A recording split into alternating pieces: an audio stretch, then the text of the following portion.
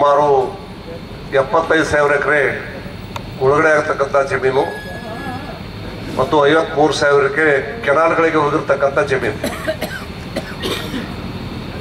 ಈ ಎಲ್ಲ ಜಮೀನುಗಳಿಗೆ ನೀರಾವರಿಗೆ 1 ಎಕರೆಗೆ 52 ಲಕ್ಷ ಕೊಡಬೇಕು, ಒಣ ಬೇಸಾಯಕ್ಕೆ 45 ಲಕ್ಷ ಕೊಡಬೇಕು ಅಂತಕ್ಕಂಥ ಬೇಡಿಕೆಯನ್ನು ಇಟ್ಕೊಂಡು ನಾವು ಮೊದಲನೇ ದಿವಸ ಈ ರಸ್ತೆಯನ್ನು ತಡೆ ಮಾಡಿ ಪ್ರತಿಭಟನೆ ಮಾಡುವ ನಂತರ ಈಗ 3 ದಿನಗಳಿಂದ ಬೆಳಿಗ್ಗೆ 10:30ರಿಂದ ಸಂಜೆ 5:30 ಗಂಟೆವರೆಗೆ ಸರದಿ ಉಪವಾಸ ಸತ್ಯಾಗ್ರಹವನ್ನು ಹಮ್ಮಿಕೊಂಡಿದೆ. ನಿನ್ನೆ ಸರ್ಕಾರ ಕ್ಯಾಬಿನೆಟ್ ಮೀಟಿಂಗ್ನಲ್ಲಿ ಒಂದು ಬೆಲೆ ನಿಗದಿಯನ್ನು ಮಾಡಿ ಘೋಷಣೆಯನ್ನು ಮಾಡಿದ್ದಾರೆ. ನೀರಾವರಿಗೆ 1 ಎಕರೆಗೆ 40 ಲಕ್ಷ, ಒಣ ಬೇಸಾಯಕ್ಕೆ 1 ಎಕರೆಗೆ 30 ಲಕ್ಷ.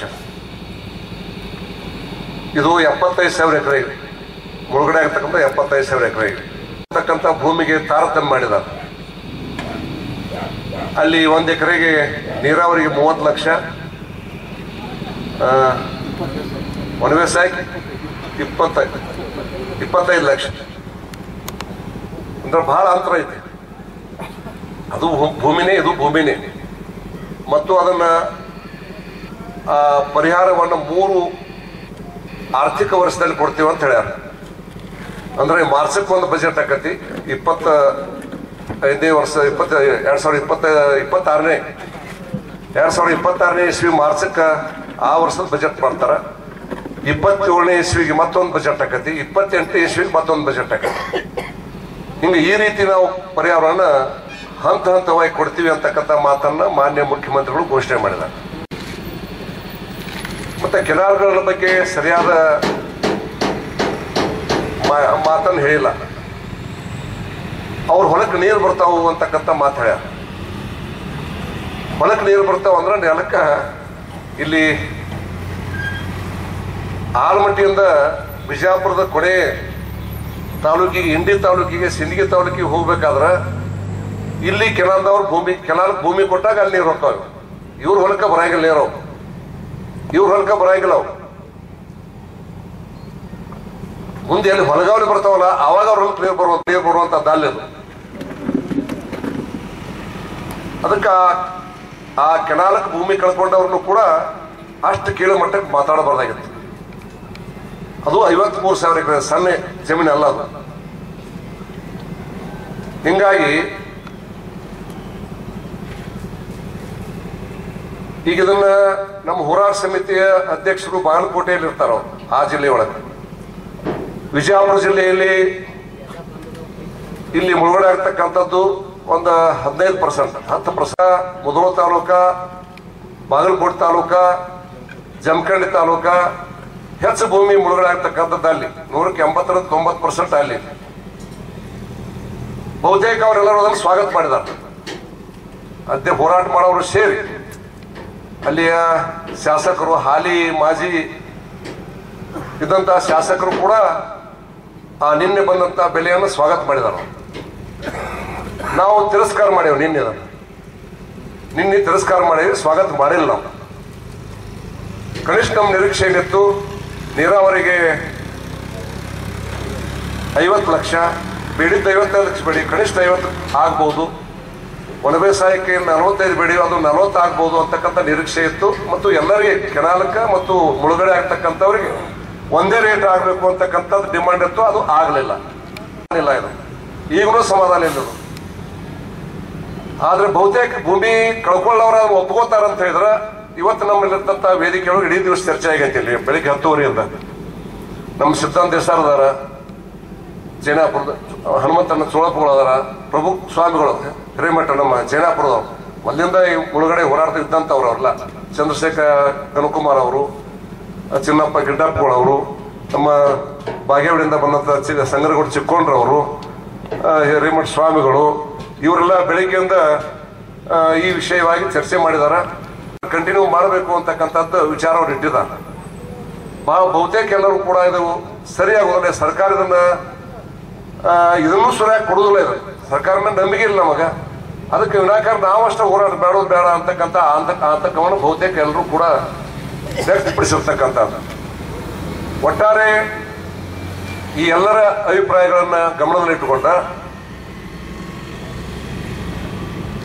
ನಾವು ಒಂದು ಹಂತದವರೆಗೆ ಅಂದ್ರೆ ಮುಂದಿನ ಬಜೆಟ್ 2026 ಮಾರ್ಚ್ ಬಜೆಟ್ ಮಾಡ್ತಾರೆ ಸರ್ಕಾರ.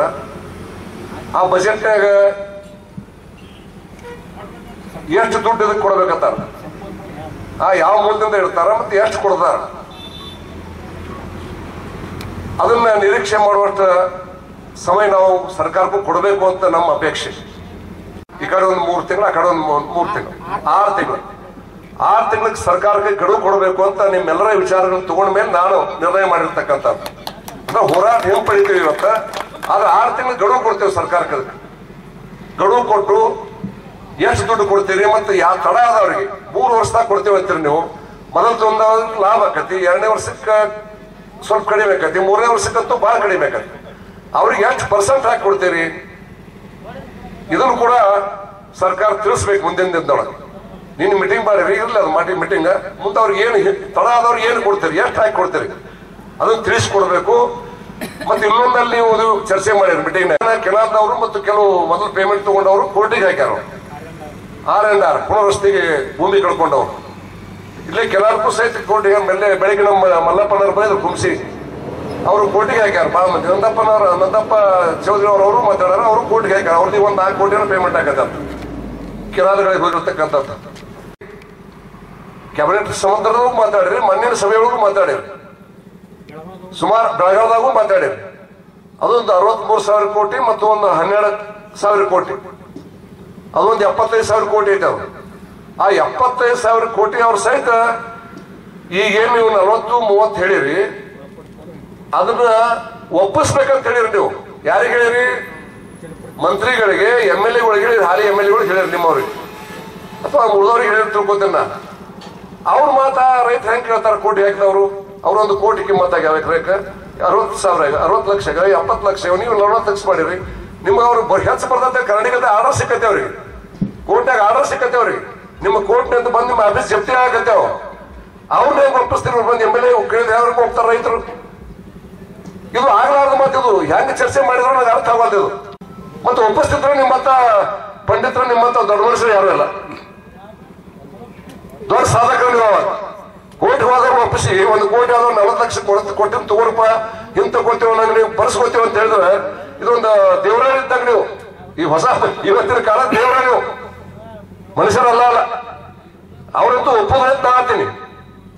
ಒಪ್ಪಿಸಿ ಅವ್ರು ಮಾಡ್ತೀವಂದ್ರೆ ಯಾಕಂದ್ರೆ ಅಂತ ಹೇಳಿದ್ರೆ ಈಗ ಏನ್ 40-30 ಮಾಡಿದ್ರೆ ಇದು ಕೊಡಬಾರ್ದು ಅಂತ ಹೇಳಿರಂತ ಹೇಳ್ತೇನೆ. ಇದನ್ನು ಕೊಡೋದು ಮುಂದೆ ಹಾಕೋ ಸಲುವಾಗಿ ಅವ್ರು ಒಪ್ಪಿಸ್ಕೊಂಡ್ ಬರ್ಬೇಕಲ್ಲ. MLA-ಗಳು ನಾಳೆ ಕೇಳಿ ಹೋಗ್ತಿರ್ಲಿದಾರ, 40 ಲಕ್ಷ ಕೊಡ್ತೀವಪ್ಪ ಕೋರ್ಟ್ನಿಂದ ಕೇಸ್ ಹಿಂತಕೊಂಬ ಅಂತ ಶಿವಪಳ್ಳಿ ಬಂದು ಹೇಳ್ತಾರ. ನಾಳೆ ಒಪ್ತಿರ್ಲಿದಾರ?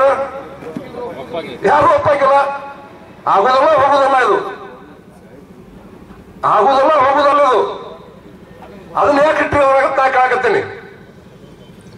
2 ಅಂಶ ಅದಾವ. ಇದನ್ನ ಕೊಟ್ಟಿದ್ರು ತಗೋಬಹುದು, ಇರ್ಲಿಕ್ಕಂದ್ರೆ ನೀವು ಜನರಲ್ ಅವಾರ್ಡ್ ತಗೋದ್ ಕೋರ್ಟಿಗೆ ಹೋಗ್ಬೋದು. ರೈತ ಜನರಲ್ ಅವಾರ್ಡ್ ಏಟ್ ಆಕ್ಷನ್ ಅಲ್ಲಕ್ಕದ ಕನ್ಸೆಂಟ್ ಒಲ್ಲಂತಾರ. ಬಾಳ ಮಂದಿ ನೀವು ಕನ್ಸೆಂಟಿಂಗ್ ಮಾಡಕತ್ತೀರಿ, ಕೆಲವು ರೈತ ಒಲ್ಲಂತಾರ. ನಾಳೆ ಅವ್ರ ಹಕ್ಕ ಕಸ್ಕೋತಾರ ನೀವು. ಅವ್ರು ಜನರಲ್ ತಗೊಂಡಾಗ ಕೋಟಿ ಹಾಕ್ತಿರ್ತಾನವ. ಜನರಲ್ದಾಗ ನೀವು 5 ಲಕ್ಷ ಕೊಟ್ರೆ 10 ಕೊಟ್ರೆ ತಗೋತಾನವ. ತಗೊಂಡ್ ಕೋಟಿಗೆ ಹಾಕಿ ಕೋಟಿ ಬಂದ್ರು ತಗೋತಾನ, 10 ಕೋಟಿ ಬಂದ್ರು ತಗೋತಾನ. ಅದನ್ನ ಕಸ್ಕೊಳಕ್ ನೀವ್ಯಾರ? ಹುಚ್ಚರು ಹಾಕಿದು. ನಾ ಹೇಳಿದ್ರೆ ಉಳಿದವ್ರು ಸ್ವಾಗತ ಮಾಡ್ತಾರೆ, ನಾನು ಸ್ವಾಗತ ತಗೋದಿಲ್ಲ. ಸುಮ್ಮನೆ ಇದೊತ್ತಿನ ಓಟಾರ್ ಬ್ರೇಕ್ ಹಾಕತ್ತೀನಿ ಅಷ್ಟ. ನ್ಯೂಸ್ನಾಗ ಬ್ರೇಕ್ ಅಂತ ಬರ್ತೈತ ಟಿವಿ ಒಳಗೆ, ಸಣ್ಣ ಬ್ರೇಕ್ ಅಂತ ತಿಳ್ಕೊಂಡ್ರೆ ಸಣ್ಣ ಬ್ರೇಕ್ ಹಾಕ್ತೀನಿ ಅಷ್ಟನ. ಇದು ಒಪ್ಪಂಗಿಲ್ಲ. ಇದನ್ನು ಸಣ್ಣ ಬ್ರೇಕ್ ಹಾಕಿ ಈ ಹೋರಾಟವನ್ನು ಮಾರ್ಚಿನ ಬಜೆಟ್ ವರೆಗೆ 26ನೇ ಇಸ್ವಿಯ ಮಾರ್ಚ್ ಬಜೆಟ್ ವರೆಗೆ ಹಿಂತಕ್ಕೋತೀವಿ. ಅದು ಮುಂದೆ ಮತ್ತೆ ನಾವು ಈ ರೈತರ ಇವೆಲ್ಲ ಈಗ ಬಹಳ ಖುಷಿ ಅಭಿಷೇಕದ್ದು ಮಾಡಕತ್ತಿರಲ್ಲ, ಮಾಡಿದ ಭಾಷಣ ಮಾಡ ಮತ್ತೆ ಸಿರಿಸಿ ಹಂಚಿರಿ. ನಿಮಗೇನೋ ಅನುಭವ ಬರ್ತಾವ 6 ತಿಂಗಳದಾಗ ಗೊತ್ತಾಗತ್ತೆ. ನಿಮಗೆಲ್ಲ ಗೊತ್ತಾಗಲ್ಲ. ಮತ್ತೆ ರೈತರು ಸಭೆ ಮಾಡ್ತೀನಿ. ಮತ್ತೆ ನಮ್ದಂತ ನಾಯಕರ ನಮ್ಮ ಜಿಲ್ಲಾ ಅಧ್ಯಕ್ಷರು ಅದಾರ, ಎಲ್ಲರೂ ಸೇರಿ ಮತ್ತೊಂದು ಸಭೆ ಮಾಡಿ ಅವಾಗ ನಾವು ಯಾವ ರೀತಿ ಹೋರಾಟ ಮಾಡ್ಬೇಕು. ಈಗ ನಮ್ಮ ಶೇಖರ ಸ್ವಾಮಿಗಳು ಹೇಳಿದ್ರು, ಅವಾಗ ಕೊಲ್ಲ ನೀರು ಬಂದ ಮಾಡಿದ್ರೆ ಬ್ರಿಡ್ಜ್ ಇದ್ದಾಗ ಅಂತ ಹೇಳ್ಕೊಂಡು. ಈಗಲೂ ಯಾಕೆ ಹೊರತಿಗೊಂದು ಯೋಜನೆ ನಡೀತೈತೆ ಅಂತ ಹೇಳ್ಬಿಟ್ರಂತ ಅವರು. ಶಿವಾನಪಾಲರು 30 ಲಕ್ಷ ಕೊಟ್ರೆ ಸಾಕು ಅಂದ್ಬಿಟ್ರಲ್ಲ. ಹಿಂಗೆಲ್ಲ ಆಗಿದ್ದಕ್ಕೆ ರೇಟ್ ಆ ಮಟ್ಟಕ್ಕೆ ಹೋಗಿಲ್ಲ ಅಷ್ಟೇ ಅದು.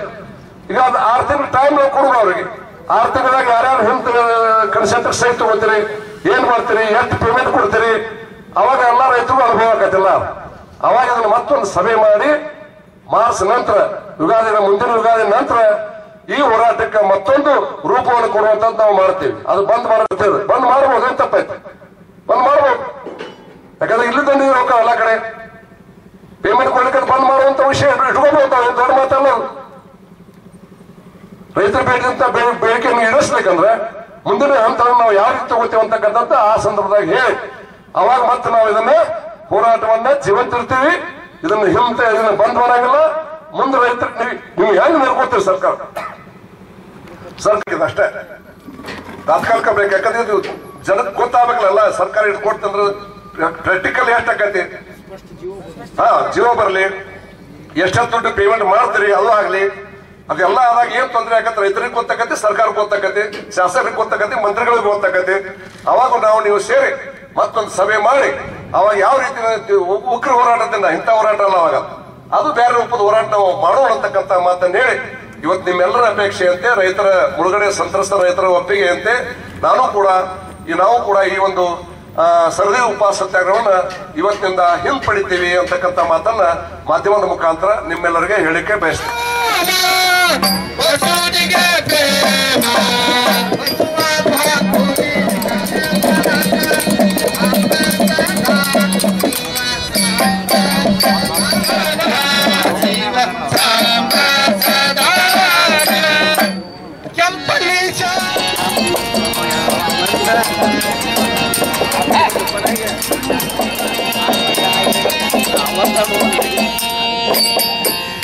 ಕಾಯ ಕೈಲಾಸವೆಂದು ಬಸವ ಬಂದಾನು, ಕಾಲತೀತ ಸಂಗಮನಾಥನ ಸೇವೆಗೈದಾನು, ಕಾಲತೀತ ಸಂಗಮನಾಥನ ಸೇವೆಗೈದಾನು.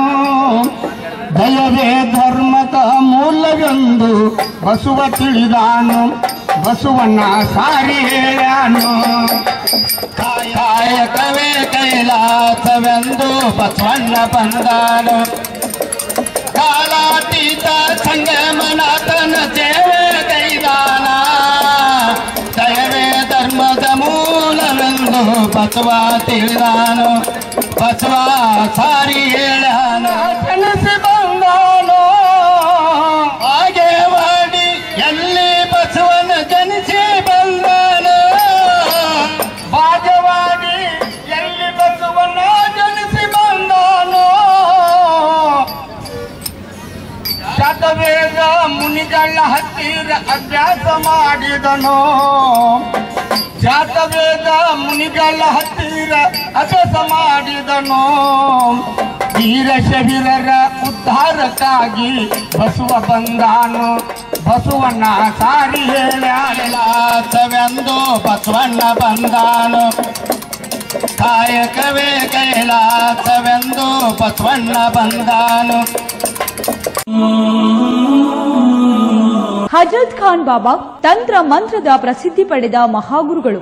ವಿಜಯಪುರ ನಗರದ ಶ್ರೇಷ್ಠ ಹೆಸರುವಾಸಿಯಾದ ಹಜರತ್ ಖಾನ್ ಬಾಬಾ ನಿಮ್ಮ ಪ್ರತಿಯೊಂದು ಸಮಸ್ಯೆಗಳ ಬಗ್ಗೆ ಖಾತ್ರಿ ಹಾಗೂ ಸಮಾಧಾನ ಪಡೆಯಿರಿ. ಹಜರತ್ ಖಾನ್ ಬಾಬಾ ವಿಜಯಪುರ ನಗರದಲ್ಲಿ ಕಳೆದ 20 ವರ್ಷಗಳಿಂದ ತಮ್ಮ ಸ್ವಂತ ಮನೆ ವಿಳಾಸದಲ್ಲಿದ್ದು ಸಾರ್ವಜನಿಕರ ವೈಯಕ್ತಿಕ ಸಮಸ್ಯೆ ದೋಷಗಳನ್ನ ಪರಿಹಾರ ಮಾಡುತ್ತಿದ್ದಾರೆ. ಹಜರತ್ ಖಾನ್ ಬಾಬಾ ಸಂತೋಷದ ಸುದ್ದಿ ಕೇಳಿ ಆನಂದ ಆಗಬಹುದು. ಇವರು ಪಿಶಾಚಿ ಮತ್ತು ಭೂತದ ಕಾಟ ಮಾಟ ಮಾಡಿದ್ದು ತೆಗೆಯುತ್ತಾರೆ ಮತ್ತು ಬಹಳ ಕಾಲ ಮಕ್ಕಳಾಗದಿದ್ದರೆ ಹಾಗೂ ದಮ್ಮು, ಹೊಟ್ಟೆ ನೋವು, ಹೆಣ್ಣು ಮಕ್ಕಳ ತೊಂದರೆಗಳು, ಕಾಮಣಿ, ಇಸುಬು ಇವರ ಔಷಧ ಹಾಗೂ ಮಂತ್ರಶಕ್ತಿ ದಿವ್ಯ ಶಕ್ತಿಯಿಂದ ಹಜರತ್ ಖಾನ್ ಬಾಬಾ ಇವರು ಆರೋಗ್ಯ ಚಿಕಿತ್ಸೆ ನೀಡಿ ನಿಮ್ಮ ಕಷ್ಟ ನೋವುಗಳನ್ನ ದೂರ ಮಾಡಿಕೊಡುತ್ತಾರೆ. ನಿಮ್ಮ ಸಮಸ್ಯೆಗಳಾದ ಮನಸ್ಸಿನ ಇಚ್ಛೆ, ಪ್ರೇಮ ವಿವಾಹ ಸಮಸ್ಯೆ, ನೌಕರಿ ಸಮಸ್ಯೆ, ಪತಿ ಪತ್ನಿಯರ ಸಮಸ್ಯೆ, ಆಸ್ತಿ ವಿಚಾರ, ಮಾಟ ಮಂತ್ರದ ಬಗ್ಗೆ, ಆರೋಗ್ಯ ತೊಂದರೆ, ಗುಪ್ತ ರೋಗಗಳು, ಶತ್ರುಕಾಟ, ಉದ್ಯೋಗ ಸಮಸ್ಯೆ, ಗೃಹ ಸಮಸ್ಯೆ, ಕೋರ್ಟ್ ವಿಚಾರ, ಸಾಲಬಾಧೆ, ಧನ ಸಂಪತ್ತು ಪ್ರಾಪ್ತಿ ಬಗ್ಗೆ ಸಂತಾನ ಪ್ರಾಪ್ತಿ ಬಗ್ಗೆ, ರೋಗಿಗೆ ಔಷಧ ನಾಡುವ ಬಗ್ಗೆ, ವಿವಾಹ ಸಮಸ್ಯೆ, ವಿದ್ಯೆ ಸೇರಿದಂತೆ ಈ ಎಲ್ಲಾ ಪ್ರತಿಯೊಂದು A to Z ಸಮಸ್ಯೆಗಳ ಬಗ್ಗೆ ಖಾತ್ರಿ ಹಾಗೂ ಸಮಾಧಾನ ಪಡೆಯಿರಿ. ಹಜರತ್ ಖಾನ್ ಬಾಬಾ ಕಳೆದ 2 ದಶಕಗಳಿಂದ ತಮ್ಮ ಸ್ವಂತ ಮನೆ ವಿಳಾಸದಲ್ಲಿದ್ದು ಸಾರ್ವಜನಿಕರ ವೈಯಕ್ತಿಕ ಸಮಸ್ಯೆ, ದೋಷಗಳನ್ನ ಪರಿಹಾರ ಮಾಡುತ್ತಿದ್ದಾರೆ. ನಿಮ್ಮ ಸಮಸ್ಯೆಗಳ ಪರಿಹಾರಕ್ಕೆ ಕರೆ ಮಾಡಿ ಪರಿಹಾರ ಪಡೆದುಕೊಳ್ಳಬಹುದು. Mobile number 9972183841. ಸ್ವಂತ ಮನೆ ವಿಳಾಸ Hazrat Khan Baba, Sainik school, first gate, bus stop, Ibrahim Roza back side, Horti plot, Rahim Nagar, Vijayapura.